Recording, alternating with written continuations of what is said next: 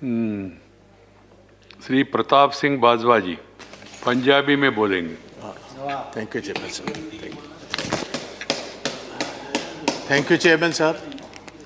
अज मैं विशेष तौर समुचे जगत दे विच जिहड़े साडे पंजाबी वीर पंजाबी दे विच एक अपने नुमाइंदे दी गल सुनना चाहते हैं, उन्हां नूं संदेश हिंदुस्तान दी पार्लीमेंट तो पंजाबी विच देना चाहना। चेयरमैन साहब, जदों 20 सितंबर नूं इसे ही हाउस दे विच एक कानून नूं पास करन दी जिहड़े एग्रीकल्चर दे साडे बिल है ने उन्हां नूं पास करन दे इत्थे बहस चल रही सी, मैनूं मान है मेरी पार्टी इंडियन नैशनल कांग्रेस ने मैनूं मौका दिता एज ए लीड स्पीकर गल करन दा। मैं उस टाइम भी ये गल दा जिक्र कीता सी कि जिहड़े बिल ने ये किसानां दे डेथ दे वारंट्स ने, ते कोई भी जिहड़ा हिंदुस्तान च रहन वाला मेरा वीर है वो किसानां दे डेथ वारंटां ते दस्तखत नहीं करेगा। तुसी वेखो, तुसी उदों गल नहीं मन्नी, साडा हक सी, सारी ओपोजिशन मंगदी सी कि बुनियादी हक जिहड़ा कॉन्स्टिट्यूशन ने दिता सानू डिवीजन दा, इत्थे वोटिंग कराई जाए। तुहाडी उस टाइम भी जिहड़ी सरकार दी मंशा सी वो सही नहीं सी।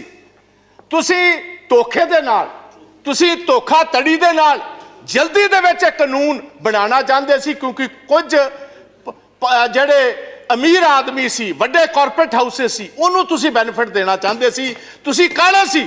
कोरोना दे विच मैनूं हैरानी है, सारी दुनिया जूझ रही है कोरोना दे नाल, साडा देश जूझ रहा कोरोना नाल।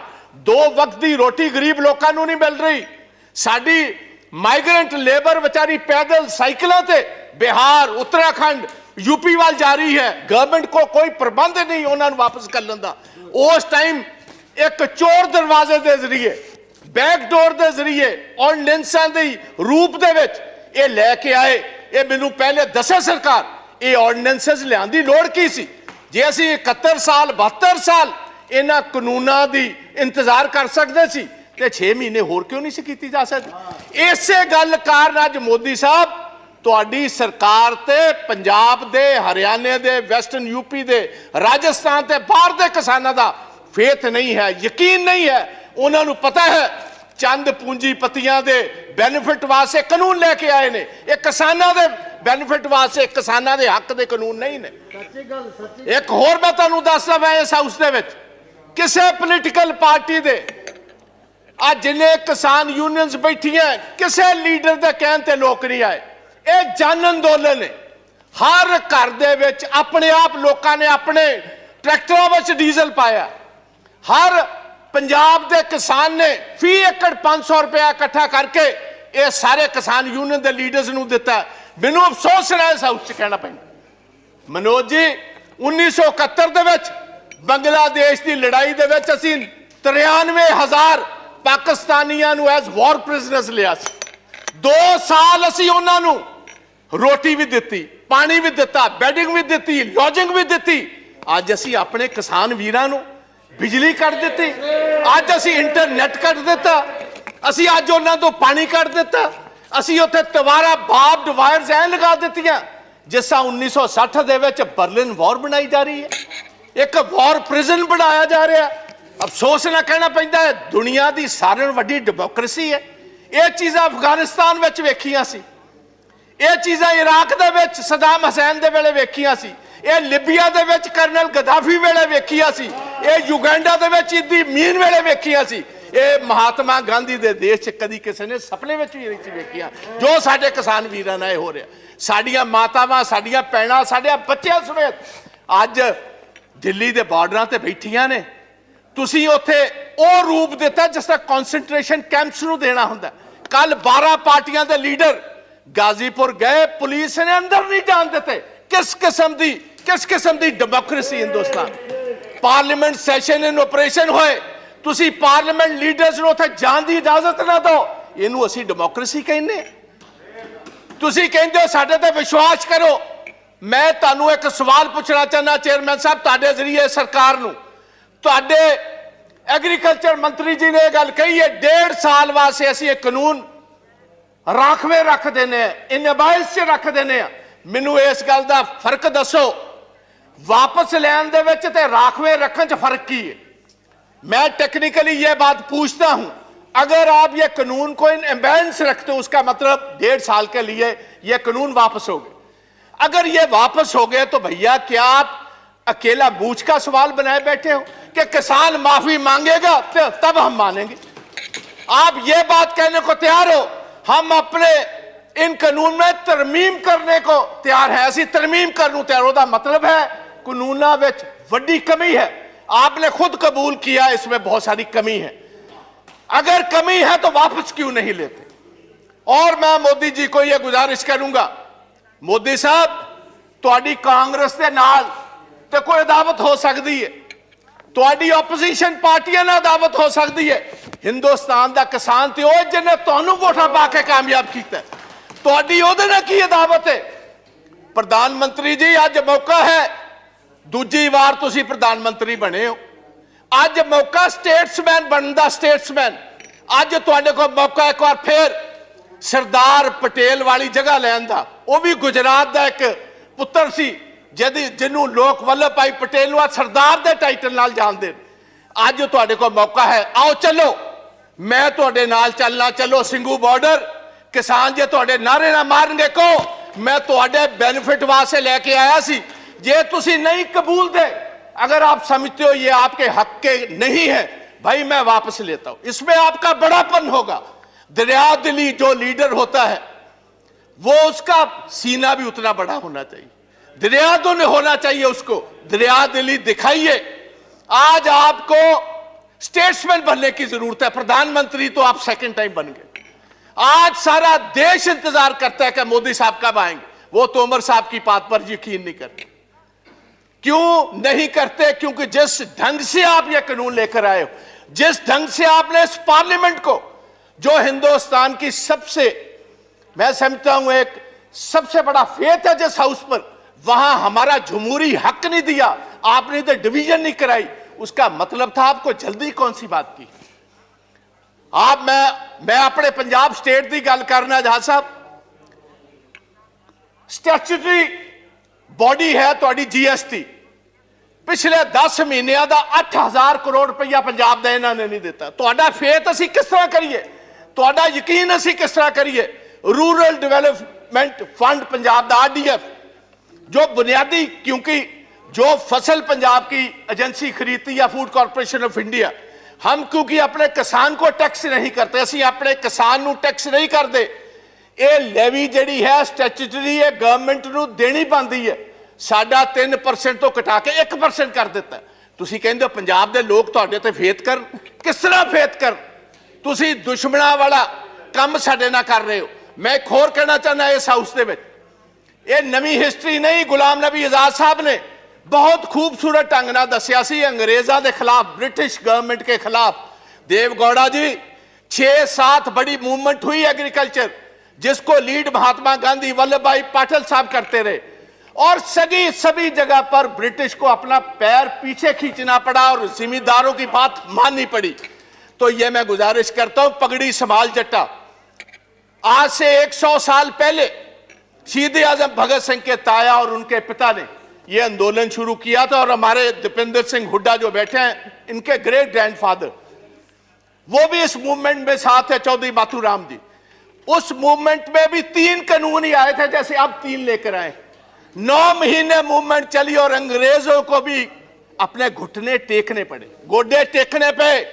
मैं इस पवित्र सदन के विचों कहना चाहना, यही जिक्र सा सुखदेव सिंह ढींडसा ने किया।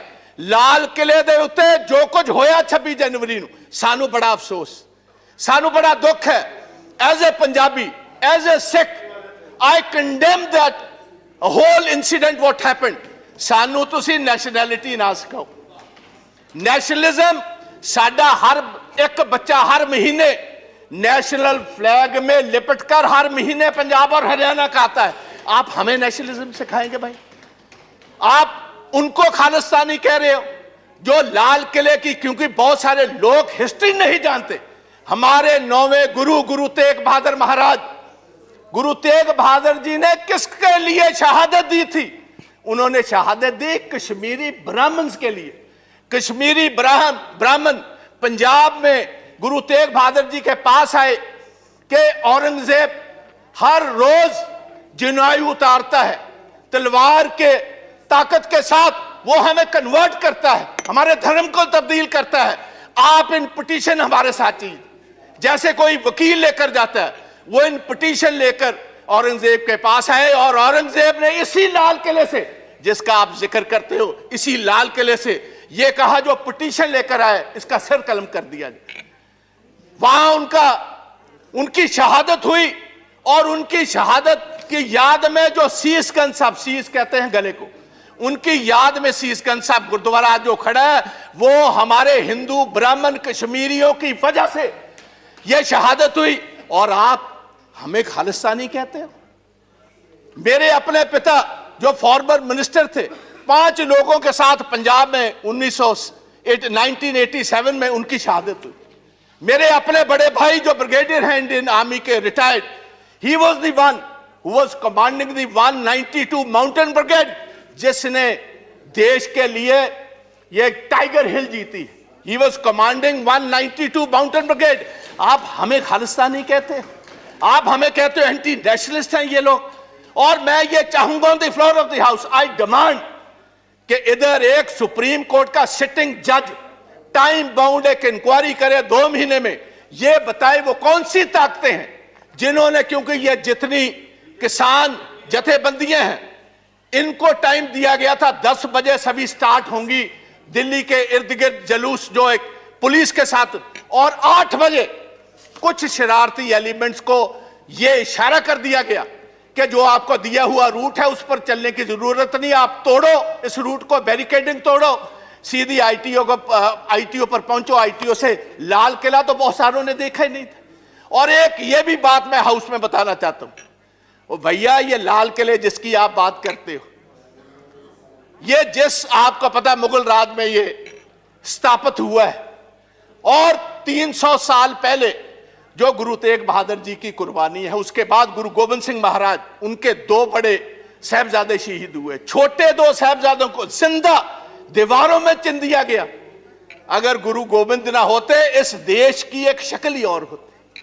आप हमें कह रहे हो, किसी को गद्दार कह रहे हो, किसी को आप एंटी नेशनल कह रहे हो। पहले सोचना, और ऐसा मैं गुजारिश करना चाहूंगा गवर्नमेंट, ऐसा काम मत करो। दुश्मन हमारे बहुत है, जो हमारी फॉरेन पॉलिसीज हैं। आप पाकिस्तान को तो छोड़ ही दीजिए भाई, सारा अरब वर्ल्ड आपके खिलाफ, चाइना आपके खिलाफ, रशिया आपके उल्ट चल रहा है। जाकर आपने वोट ट्रंप की मांगी, बाइडेन आपके खिलाफ। वो आपके साथ भाई कौन है? अगर कुछ आपके साथ नेशनलिस्ट हो के आप उनको भी तोड़ना चाहते हो, उनको भी डराना चाहते हो, उनको भी धमकाना चाहते हो, ये कभी नहीं चलेगा। और पंजाबी और सिख विशेष तौर प्यार से तो बात आपकी मान सकते, डर से, डरावे से, बंदूक से, तोप से ये डरने वाली कौमें नहीं। इन्होंने तो सारी हिस्ट्री ही शहादत की है। तो मेरी गुजारिश है, ये ब्लैक लॉज वापस लीजिए, ये काले कानून वापस लीजिए। प्रधानमंत्री जी आप कहते हो मैं एक कॉल अवे हूं, भाई किसी के पास आपका नंबर है? किसके पास आपका नंबर है? आप क्यों नहीं इन किसान जथेबंदियों को, ये मेंबर्स ऑफ पार्लियामेंट, इनको साथ लेकर चलिए, हम चलते हैं आपके साथ। आओ, आपके जय जयकार के वहां नारे लगवाएंगे। आप इन कानूनों को वापस लीजिए। आप 1.5 साल के बाद नए कानून लाइए, सिलेक्ट कमेटी में भेजिए। जितने स्टेक होल्डर्स हैं, किसान जथेबंदियां हैं, किसान हैं, मेंबर्स ऑफ पार्लियामेंट हैं, चीफ मिनिस्टर हैं, हमारे एग्रीकल्चर साइंटिस्ट हैं, उनको कहिए खेती के लिए, किसानों के लिए कौन सी सबसे बेहतरीन कानून है। कॉर्पोरेट्स के लिए नहीं, कॉर्पोरेट्स को हम बेनिफिट नहीं देंगे। हम किसानों के बेनिफिट के लिए कानून लाओ, हम आगे होकर आपकी मदद करेंगे। आओ एक नई इतिहास की सिर्जना करें। मैं इतना ही कहता हुआ एक लास्ट में जस्ट धन्यवाद प्लीज भारद्वाज जी, एक बस मैंने किसानों के लिए, पंजाब के किसानों के लिए एक छोटी सी कविता लिखी है, वो पढ़कर इजाजत ले लूंगा। कहते ने चीर देंदे ने पहाड़ हुंदा जिन्हां नूं जनून, रह के मंजिलां तो दूर किथे मिलदा है सुकून। हारदे नहीं हुंदे मर्द दलेर, बस हौसला बना के तुसी किसान वीरो रखियो। असी जितांगे जरूर, जंग जारी रखियो, असी जितांगे जरूर, जंग जारी रखियो। जय हिंद, जय Right. जवान जय किसान ते वाहेगुरु जी का धन्यवाद। खालसा वाहेगुरु जी